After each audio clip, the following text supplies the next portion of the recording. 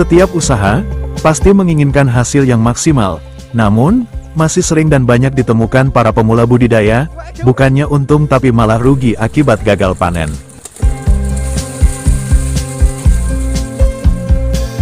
Ada beberapa kesalahan yang dilakukan oleh pembudidaya khususnya bagi pemula, yang kelihatannya sepele atau masalah kecil, namun memberi efek besar bagi keberhasilan budidaya ikan lele yang dijalankan.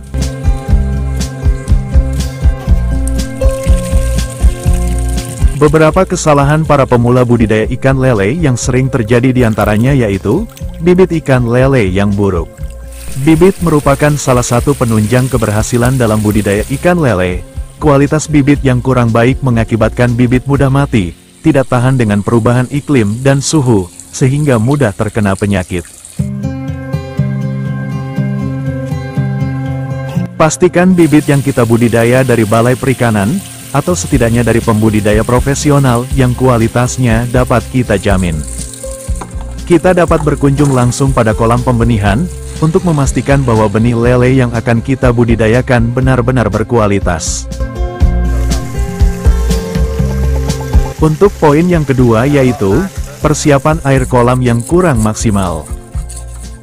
Jika kita ingin budidaya ikan lele, sebaiknya tidak usah tergesa-gesa, dan pastikan dulu posisi kolam dan juga kondisi kolam apakah sudah memenuhi standar.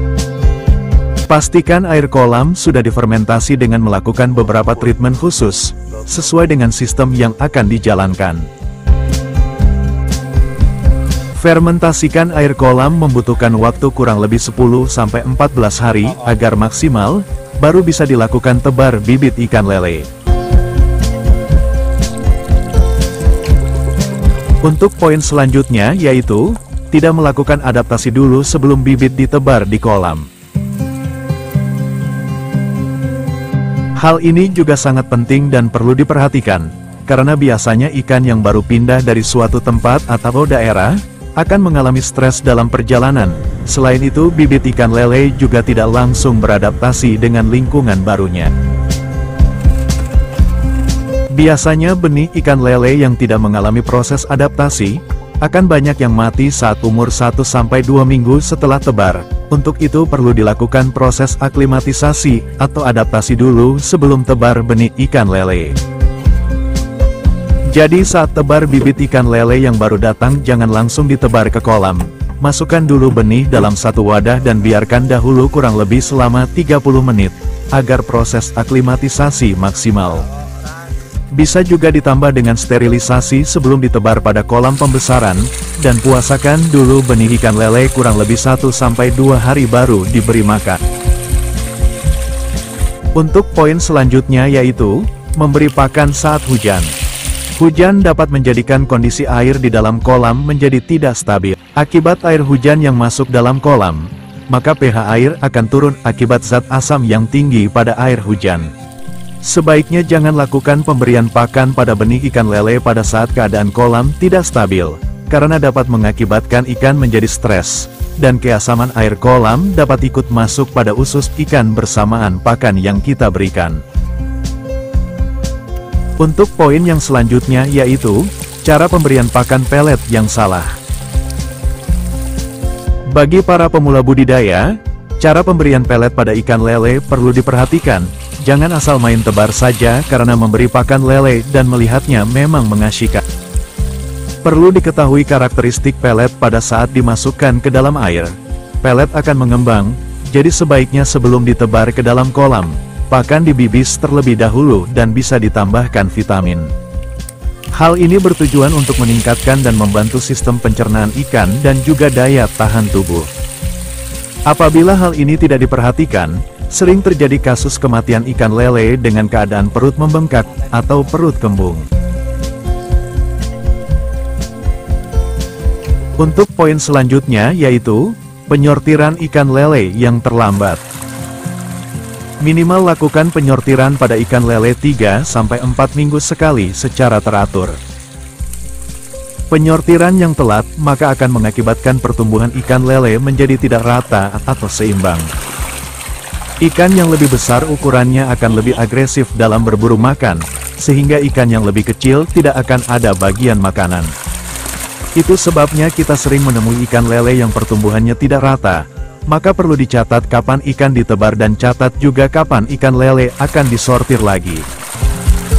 Sebaiknya dalam satu siklus budidaya, dilakukan pensortiran 2 atau 3 kali sampai panen, tergantung pada ukuran benih lele saat ditebar.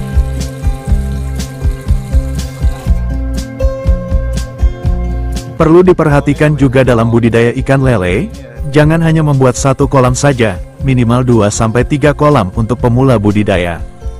Hal ini bertujuan agar mengurangi resiko kematian, dan juga tingkat kanibalisme pada ikan lele. Poin selanjutnya yaitu, pada tebar terlalu tinggi. Banyak kasus dalam budidaya ikan lele, akibat dari padat tebar tinggi benih lele rentan terkena berbagai macam penyakit. Padat tebar benih lele, hendaknya memperhatikan dan sesuai dengan sistem budidaya yang dijalankan. Jika padat tebar terlalu tinggi, ikan lele akan saling berebut makan dan hal ini pasti tidak semua mendapat porsi makan yang sama. Akibatnya pertumbuhan ikan lele menjadi tidak seragam, dan hal ini tentu saja mengakibatkan lele menjadi kanibal. Para sahabat pecinta dan pemula budidaya ikan lele, untuk poin yang selanjutnya yaitu manajemen pakan yang kurang baik. Salah satu hal yang perlu diperhatikan adalah mengatur pemberian pakan. Jangan sekali-kali memberi pakan yang berlebih pada ikan lele, karena selain ikan menjadi lemah akibat kekenyangan dan akan memuntahkan kembali pakan dari dalam perutnya, sisa pakan akan mengendap di dasar kolam dan menjadi racun bagi ikan lele. Meningkatnya endapan di dasar kolam menjadikan amoniak dalam air kolam tinggi, sehingga pH air kolam menjadi turun. Tentu saja hal ini akan merangsang tumbuhnya bakteri jahat dan sarang penyakit bagi ikan lele.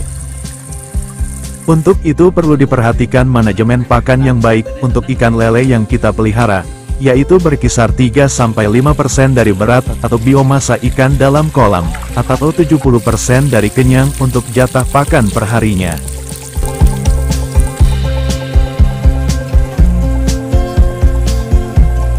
Untuk poin yang selanjutnya yaitu, tidak memberikan vitamin C dan probiotik. Seperti halnya kita, ikan lele pun perlu mendapatkan tambahan suplemen berupa vitamin dan bakteri pendukung atau probiotik. Hal ini bertujuan agar daya tahan tubuh ikan lele lebih kuat, sehingga ketika suhu dan keadaan kolam tidak stabil ikan lele tidak mudah terserang penyakit. Terutama pada benih ikan lele yang masih kecil dan juga lemah, sehingga rentan terhadap penyakit. Para sahabat pecinta dan pemula budidaya ikan lele, dalam bisnis apapun termasuk bisnis budidaya ikan lele, senantiasa pasti ada masalah dan hambatan yang seringkali kita hadapi sebagai pembudidaya. Sebagai pembudidaya, hampir pasti tidak bisa menghindari berbagai masalah yang terjadi.